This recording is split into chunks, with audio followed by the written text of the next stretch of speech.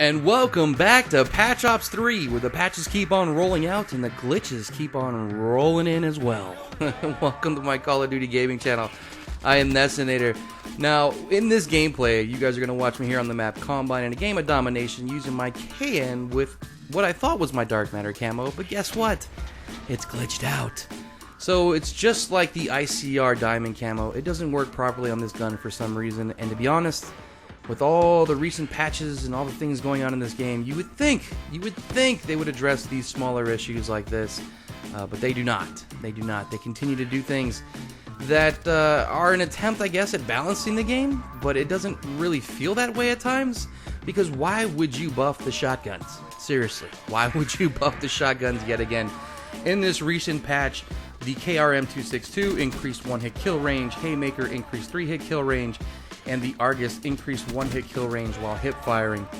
Now, I know there are shotgun users out there that are probably loving this.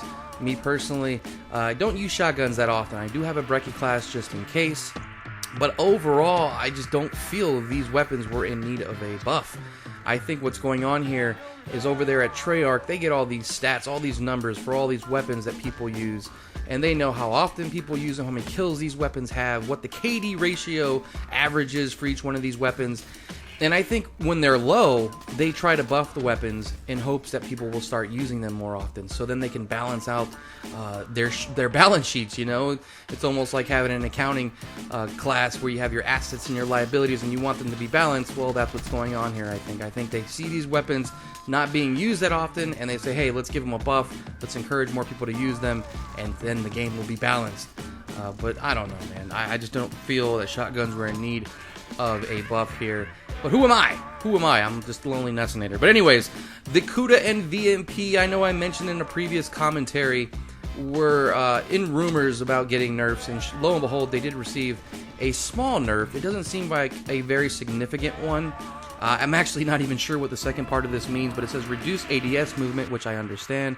You know, you don't have as much movement speed there when you're aiming down sights.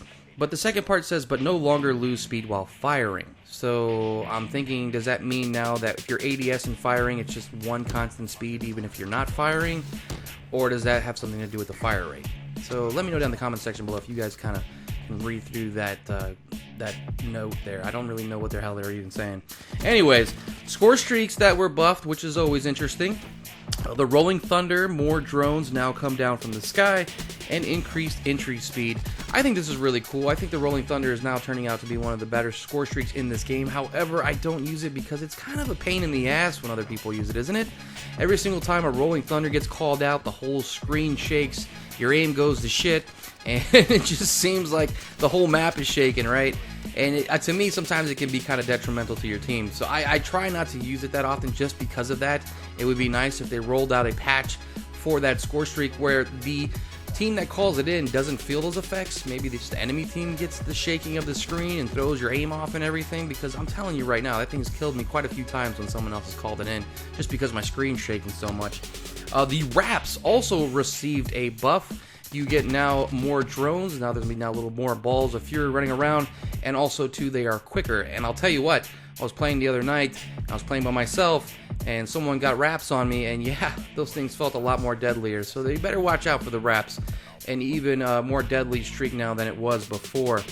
Now, if you guys remember, I also brought up the Vesper and how the Vesper got nerfed into the ground when they first nerfed it, and they pretty much made the gun useless. They really did. Nobody uses it anymore, and I think they noticed that in their little spreadsheets that they got going on over there at Treyarch. So they're going to start buffing it again, and they did one with this latest patch now where you can control the recoil supposedly a little bit better, increase ADS speed, recovery movement speed, a bunch of other things. To be honest, I still don't think it's going to feel like the Vesper that we used to have. I think it's slowly going to get there. I think people may start using it a little bit more. I haven't used it yet since this patch. I will try it out though and let you guys know. But I'm assuming that they'll probably roll out in the next patch another buff for that gun. Just like the Weevil, this last patch received another buff. You guys remember it did receive a buff before, and it did receive one in this one as well. Increased, I think, 5-hit kill range, increased ADS speed, all that stuff. So these guns are starting to get more and more tweaked, more and more buffed to make them more viable in their categories. Of course, everybody in the SMG category uses VMPs and Kudas, which is why I don't think those guns need to be nerfed just because people use them. They gravitate towards them because it works for them. They're comfortable with those guns. They like the iron sights. They're dependable, whatever. It doesn't mean they need to be nerfed. So hopefully that doesn't happen. And hopefully, you know, some of these patches that keep coming out will address other things in the game that really need to be addressed, like the party system. The party system in this game is still very laggy. It's awful. It freezes, kicks people from the party, splits up your party when you search for a game sometimes. That stuff right there should be addressed and patched, if you ask me. Anyways, a few other things, of course. The LMGs across the board, I think, received a buff.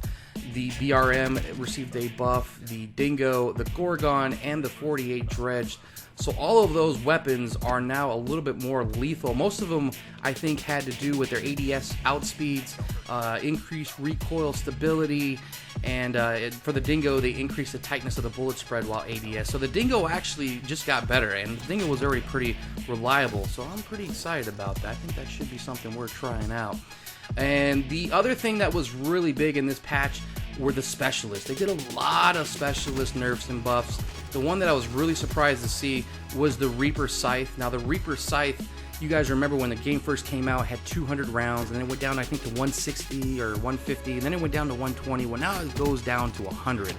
So they reduced the ammo count to 100, and they reduced the accuracy when firing unzoomed. So they're really just nerfing the crap out of that. Outrider Sparrow received another significant buff, increased the ammo count from 8 arrows to 10 arrows, increased sprint recovery speed, increased ADS speed.